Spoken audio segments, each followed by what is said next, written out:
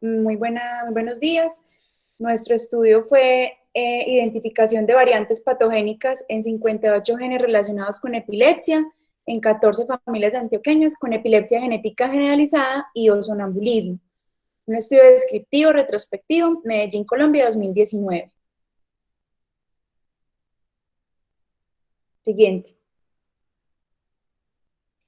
Entonces, como introducción, tenemos que, según la ILADA de 2017, la nueva clasificación, tenemos que la epilepsia tiene diferentes tipos, en los cuales puede ser focal, generalizada o desconocida. Además de esto, puede haber combinada, tanto generalizada y focal, y esto se clasifica en los síndromes epilépticos. La etiología puede ser diversa, entre esas tenemos la estructural, la genética, que es la que nos vamos a concentrar en nuestro proyecto, la infecciosa, metabólica, inmune y también desconocida. Y además de eso, tiene en cuenta las diferentes comorbilidades que pueden tener los pacientes.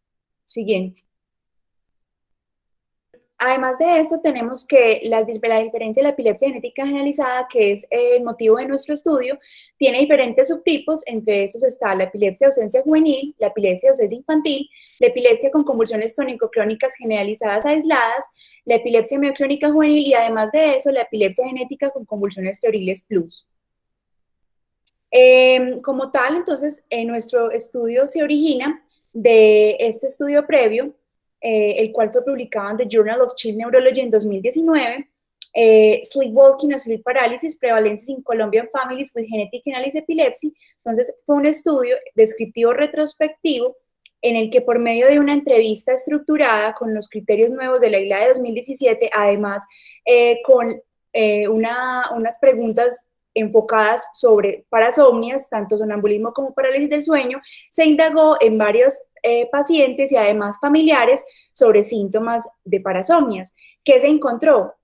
Entonces, en esos pacientes el 15.3% tenían sonambulismo, o sea, pacientes con epilepsia genética analizada se encontró hasta el 15.3% que tenían sonambulismo y además de eso el 11.7% para parálisis del sueño, dando así una sospecha clínica de que posiblemente estos pacientes con epilepsia genética analizada podían tener además alguna parasomnia. Listo, entonces como tal, nuestra pregunta de investigación entonces surge de este artículo previamente publicado. Nos preguntamos, ¿existe entonces alguna asociación genética entre la presentación de sonambulismo y epilepsia genética analizada en familias antioqueñas? ¿Cómo quisimos encontrar esto? Por medio de, siguiente,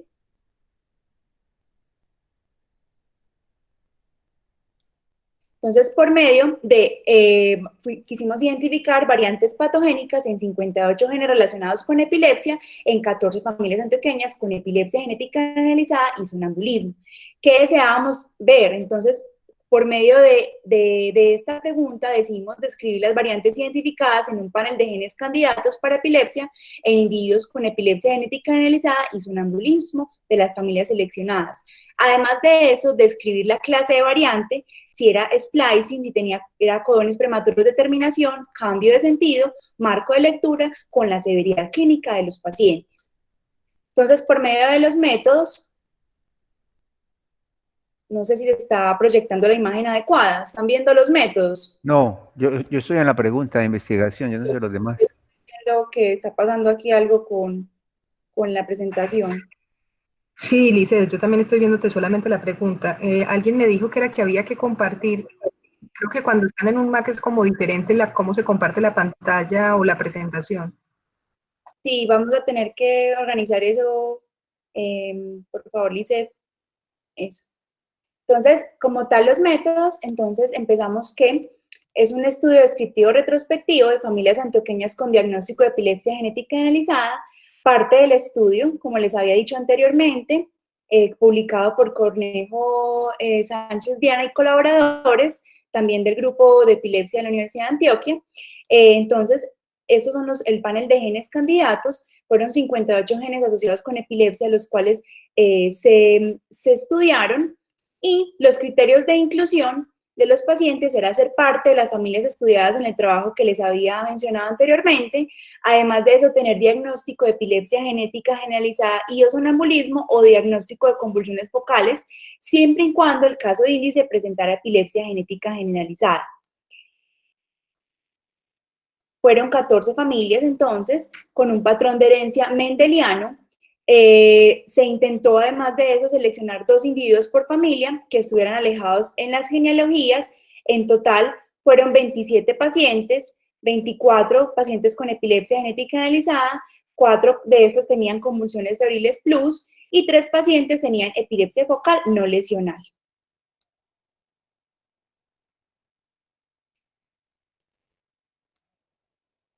Fueron 27 muestras entonces, previa extracción del ADN, como les había mencionado, del estudio previo ya se tenía esa base de datos, además de los pacientes, y la genotipificación de los 58 genes fue realizada por medio de técnica de SNPs en el laboratorio del Dr. Hiram Milford.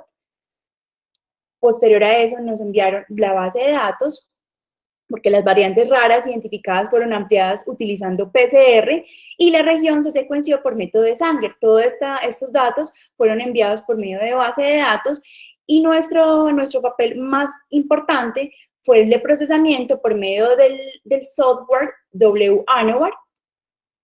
Este software es una base de datos que utiliza información actualizada hasta la fecha para notar funcionalmente las variantes genéticas detectadas en diversos genomas. Entonces, ¿qué se hizo? Entonces, ANOVAR hay que tener en cuenta que, además de lo que les acabo de mencionar, detecta polimorfismos de nucleótidos únicos que ocasionan cambios en la codificación de proteínas y los aminoácidos que se ven afectados. También, además de esto, variantes en regiones genómicas específicas, variantes documentadas en bases de datos, valores CIV-score, Polyphen score, LRT score y otros predictores funcionales que más adelante les vamos a mencionar. Entonces, ¿qué pasa? Estas puntuaciones predicen si una sustitución de aminoácidos afecta o no la función de la proteína y la hace potencialmente patogénica.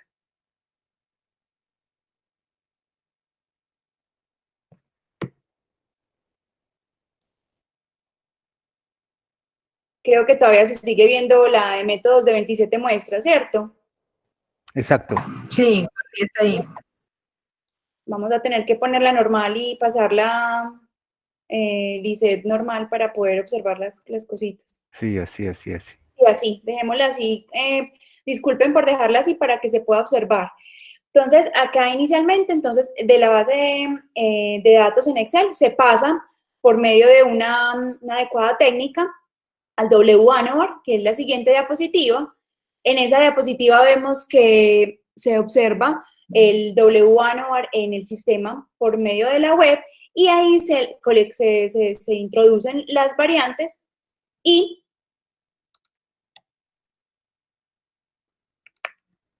se introducen las variantes.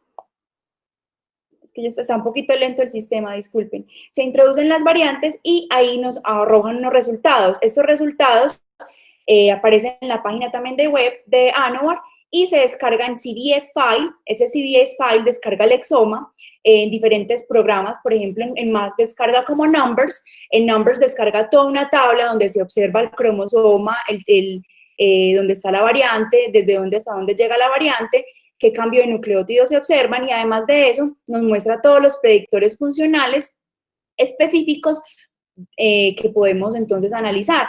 Entonces, ¿cómo lo analizamos? Nosotros analizamos esos predictores funcionales por medio de unos valores estándares ya establecidos. Esos valores estándares establecidos que tampoco se está pasando, está muy lenta la diapositiva. Entonces tenemos que, por ejemplo, tenemos un ejemplo, les voy a comentar, por ejemplo, para alguna variante que escogimos, entonces diagnosticamos como ClinVar, CIV, Polyphen, LRT score y CADFRED. Entonces, ClinVar veíamos si la variante tenía algún significado o no, descrito en la literatura. Para CIV era variante patogénica, un predictor deleterio funcional deleterio cuando era menor de 0.05, para Polyphen 2 mayor a 0.8, LRT score mayor de 1 y CADFRED mayor de 20. Listo. Bueno, entonces con respecto a los resultados, entonces inicialmente realizamos un análisis estadístico de las variantes de los pacientes seleccionados por medio de SPSS. Esta información la obtuvimos de la base de datos del estudio que mencionó previamente Pilar. ¿Qué obtuvimos? Obtuvimos entonces que 14 de los individuos eran hombres, 13 eran mujeres, 7 eran menores de 18 años, 16 mayores, todos con antecedente familiar y personal de epilepsia, 2 tenían antecedente personal de sonambulismo y 17 antecedente familiar de sonambulismo, 5 tienen antecedente personal de convulsiones febriles y 10 antecedente familiar. Y con respecto al tipo de epilepsia, 24 tienen epilepsia genética generalizada y 3 epilepsia focal. Con respecto, ya en la siguiente diapositiva, que nos enfocamos en la parte genética, sabemos que de las muestras analizadas obtuvimos unas variantes, las cuales las analizamos en Nanomar, como no es nuestro pilar, y utilizamos diferentes predictores funcionales. Si los individuos cumplían con 3 o más predictores funcionales que se salieran de los rangos establecidos, las considerábamos como deleterias. En total, identificamos 14 variantes deleterias que están expuestas en esta tabla. Luego miramos cuáles variantes eran compartidas por 2 o más individuos de la misma familia. Y encontramos que solamente una variante cumplía con esta condición, que es la variante de la familia 47. Siguiente, por favor.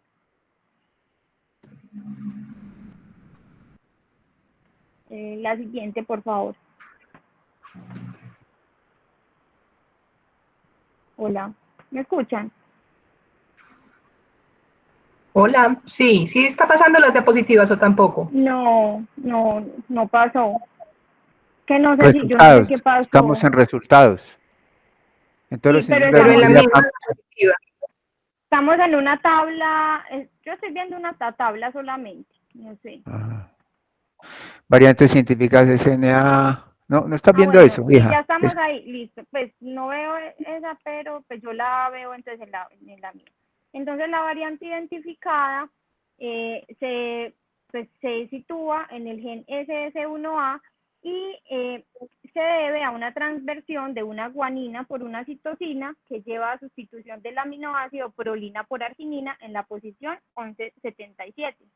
Se ha reportado en 2 individuos en la base de datos ClinVar, que es una base de datos que relaciona la variante con el fenotipo, y se encontró que se ha asociado con trastorno del neurodesarrollo y con convulsiones y epilepsia. La variante es de significado incierto, que quiere decir que no podemos decir si es benigna o maligna, y no se encuentra reportada en Genome, que es otra base de datos de secuenciación del genoma. Siguiente, por favor. Posteriormente, con el fin de evaluar la segregación de la variante en los fenotipos, se realizó la tamización de todos los individuos de la familia 47. ¿Le puedes dar un clic, por favor? En esta genealogía, en este árbol genealógico, vemos entonces, resaltado en azul, los 3 pacientes de esta familia a los que inicialmente se les realizó el panel de 58 genes candidatos. Posteriormente se realizó la tamización en toda la familia y se encontró que la variante se identificó en 22 sujetos, 22 individuos, pero 4 de estos eran no penetrantes. Siguiente. Acá vemos en esta más acercada, este es un pedazo del árbol genealógico que vimos anteriormente, 3 de los 4 pacientes que son no penetrantes, es decir, que tienen la variante, acá lo vemos como CG, que presentan la variante pero no presentan el fenotipo, es decir, no presentan ni epilepsia, ni sonambulismo, ni ninguna otra parasomnia. Con la flechita verde vemos los individuos que son portadores obligados, es decir, que presentan la variante, no presentan el fenotipo y tienen descendencia que presenta la variante. Y con la flecha roja vemos un individuo que no presenta el fenotipo, pero no tiene descendencia para evaluar si va a presentar o no individuos afectados. Siguiente. Esta es otra parte del árbol genealógico. Y siguiente, Acá vemos entonces otro de los individuos que eran afectados con la variante. En total vemos que hay 2 individuos de esta familia que se secuenciaron inicialmente para el panel de 58 genes, y estos 2 presentaban GES+, que es muy importante para la discusión. Siguiente. Con respecto a la discusión, la siguiente. Acá vemos que este es el gen SCN1A. La variante se encuentra en el exón 17, en la posición 1177. Vemos en rojo que hay múltiples variantes reportadas para el gen SS1A relacionadas con GES+, pero la variante descrita, que fue pues esta descrita, es el puntico azul, que no había sido pues como reportada previamente. Siguiente. Tiene una frecuencia alélica de 1.3 por 10 a la menos 5, y se encuentra, la siguiente por favor. Pues ya esto lo habíamos dicho, que es una transversión en el gen SS1A, y que esta transversión y este cambio de aminoácido va a alterar la función de la proteína.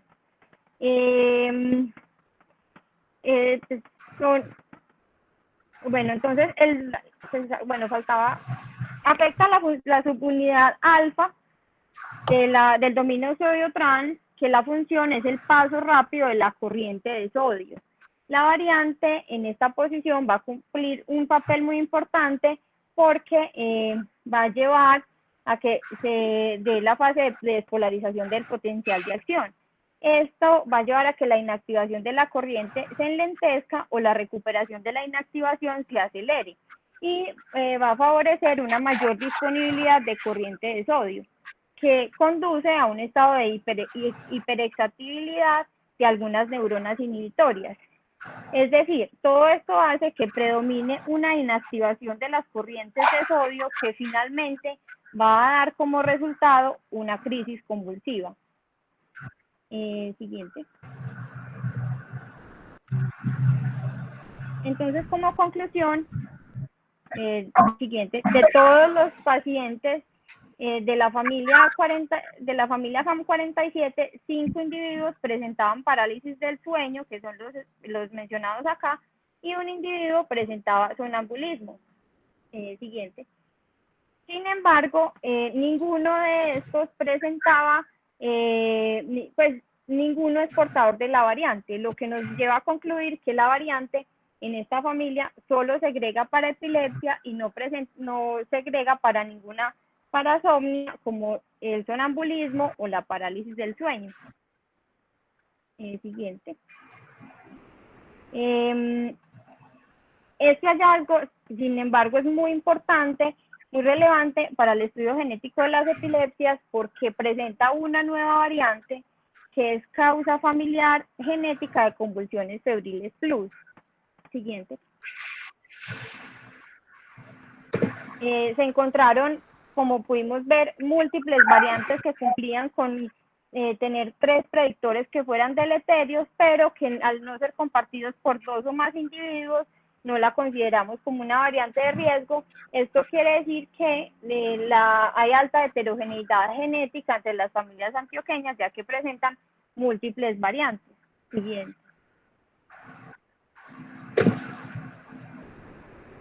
Esto nos abre entonces, al encontrar múltiples variantes, nos abre posibilidades para identificar nuevas variantes que sean causantes tanto de epilepsia como de sonambulismo, e incluso que de pronto se pueda encontrar una variante que sea la causa de estas 2 condiciones en estudios futuros. Muchas gracias y disculpan por las fallas técnicas, no entiendo por qué no me pasaban y se me estaba retrasado. Muchas gracias.